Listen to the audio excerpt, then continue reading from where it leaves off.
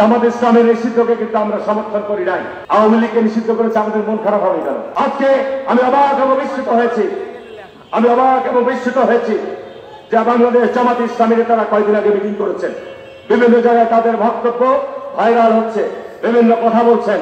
আমি তাদের উদ্দেশ্যে বলতে চাই, আপনারা বলছেন আল কোরআনের আলো ঘরে ঘরে জালো, এটা মুখের কথা না অন্তরের কথা? আল্লাহ পাক কোরআনের মধ্যে মানুষকে আশরাফুল মাখলুকাত হিসেবে সৃষ্টি করেছেন, কারণ অন্যান্য সকল প্রাণী থেকে মানুষের বৈশিষ্ট্য হচ্ছে ভিন্ন। আল্লাহ পাক মানুষের চক্ষু দৃষ্টি শক্তি দিয়েছে, মানুষের শ্রবণ শক্তি দিয়েছে, মানুষের বাক শক্তি দিয়েছে, মানুষের চিন্তা করার শক্তি দিয়েছে।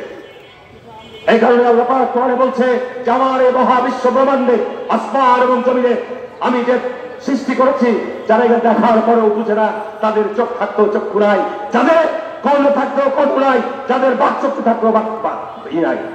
আমি লতিফুর ভাইকে বলবো, আপনি সিনিয়র এমপি, 11 সালে এমপি ছিলেন। আমি আপনার বক্তব্য শুনলাম, আওয়ামী লীগকে নিষিদ্ধ করায় নাকি আমাদের মন খারাপ, তাকে উদ্দেশ্য করে বলেছেন। আল্লাহ পাক কোরআনের মধ্যে বলছে গুজব, অপপ্রচার এবং পরনিন্দা এবং আপনার অনুমান, এগুলো থেকে তোমরা বেঁচে থাকো। তার কারণ চোখ কান মুখ এগুলোর জবাব কিন্তু কিয়ামতের মাঠে আল্লাহ নিবে। আমি এই কথাগুলো কোরআন থেকে বলছি।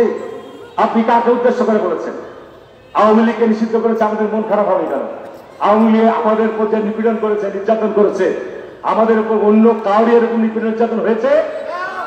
একই চিত্র দেখলাম, আদালত থেকে জামাত ইসলামকে নিষিদ্ধ করা হয়েছিল, সারা বাংলাদেশে আওয়ামী লীগ মিষ্টি বিতরণ করেছিল। কি ঠিক না বেটি বলছিলেন?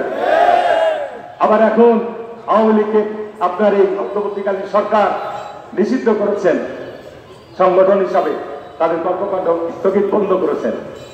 জামাত ইসলামকে দেখলাম মিষ্টি বিতরণ করছেন। জামাত ইসলামের নিষিদ্ধকে কিন্তু আমরা সমর্থন করি নাই, তার জন্য আমাদের বলতে বিএনপি জামাতের দোসররা। আজকে ভাবতে হবে, নিষিদ্ধের মধ্য দিয়ে কিন্তু দেশের সহিংসতা, দেশের অরাজকতা, দেশের গণতন্ত্রের পথে শান্তি প্রতিষ্ঠা সম্ভব নয়। জামাত ইসলাম নিষিদ্ধ করা হয়েছিল, তা থেকে জামাত ইসলাম বন্ধ হয়ে গেছে। নগদ পেমেন্টে 500 টাকা পর্যন্ত ক্যাশব্যাক, আর লেনদেনে প্রতিদিন ডিপ ফ্রিজ এবং ঘন্টায় ঘন্টায় এসি টিভি সহ দারুণ সব গিফট। যে কারণে আমি অনুরোধ করব যে বাংলাদেশের প্রতিহিংসা রাজনীতি থেকে বেরিয়ে আসতে হবে, হানাহানির রাজনীতি থেকে বেরিয়ে আসতে হবে, সৌহার্দ্য সম্প্রীতির রাজনীতিতে ফিরে আসতে হবে। আজকে নজরুল ইসলাম মেয়র ছিলেন, পৌরসভার কোন মাস্টার প্ল্যান করে গেছিলেন?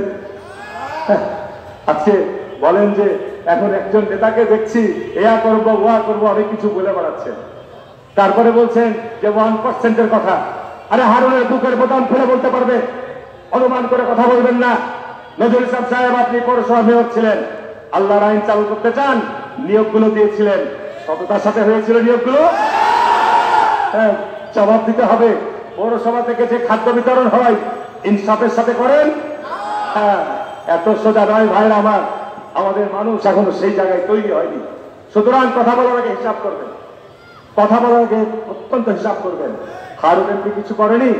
হারুনকে রাজনৈতিক জীবনে গোটা 30টা বছর এই শয়নের স্বপনে চিন্তায় ধ্যানে চাপায় নবাবগঞ্জকে পার করে দিলাম।